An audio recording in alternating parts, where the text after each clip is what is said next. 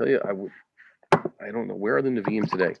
The Rambam says, remember the point in Nevuchim, Machbili quotes this all the time. Nevuah stopped, Rambam says, must have been the shibud of the Gentile oppression. And the gullus, basically the fact that we're so distant from God. That's why Jews stopped having Nevi'im. So what about Second Temple times? Must have been there was something keeping away. So I really believe, with all that pessimism about the politics, we are basically we cause most of our problems. The fact that we are the cause of most of our problems, that's a given. Are we producing Nevi'im? Is there anybody here in the olden days? The Rambam says those who are aspiring to learn Nevuah. Are there anybody here who can even teach it? Remember, you have a school of B'nai HaNevi'im, like Elisha has hundreds of students following him. Shmuel Navi started this whole idea of having B'nai Nevi'im such that by the time Shaul was king, there were B'nai Nevi'im. You don't hear about that in Shoftim times. A Navi shows up once every 100 years with a quick message and then is gone, because that's all they need. And then Shmuel's going to make it know they're going to be a permanent Navi around. Shmuel started saying it lasted for about 500 years, that there's a Navi always around, and he has his disciples, and they're also aspiring to be Navi, and one of them will become a Navi. And there's a tradition, he says, the Navi. Who is Shmuel Navi's greatest student? From who does the tradition go? Well, it goes King David. He's a Rosh Hashanah, but you also have God and Nathan. They're there also.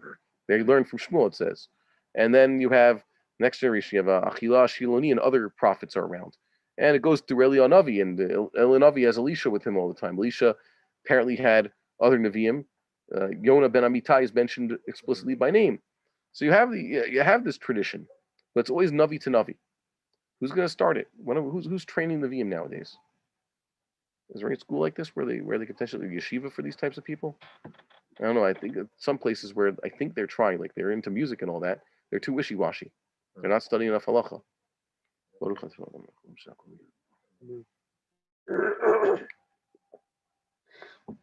a Navi just arrives. I think that we shouldn't be surprised. There will be a Navi soon.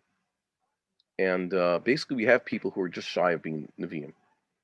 There's one guy, my brother was asking me about the Yanuka. You heard about him? The Yanuka was a child prodigy here in Israel. He's already in his 30s now. He basically came in on more type of fellow. A very brilliant child in this community, and they treat him like something. He's also very musically talented. He gives good sermons. He knew a lot as a kid. He still knows a lot as an adult now. He's a Rav, and he has a lot of good qualifications. They don't say anything bad about him. So if one day he were to show up and say, you know what, I'm a Navi, Hashem says X, Y, and Z, I don't know. There's people like him tend to become Nevi'im. I'm not saying he is a Navi. I'm not saying he's going to claim he's a Navi. I'm just saying you shouldn't be surprised soon that someone with the necessary qualifications will come and do it. It's part of, we believe it's going to happen. The Rambam says it's one of the essential beliefs, right?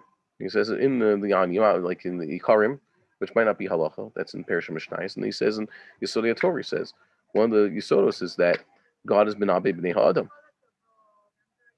Okay? Even Gentiles are capable of such a thing. We would like to encourage our viewers to share these videos with friends and send in your responses. If you would like to obtain Birkon Nusach Eretz Yisrael or invite the rabbi for a speaking engagement, please email us at office@machonshilo.org.